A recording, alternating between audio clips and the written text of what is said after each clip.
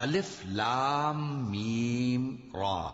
اے نبی، یہ کتاب الہی کی آیتیں ہیں، اور جو کچھ تمہارے پروردگار کی طرف سے تم پر نازل ہوا ہے حق ہے، لیکن اکثر لوگ ایمان نہیں لاتے۔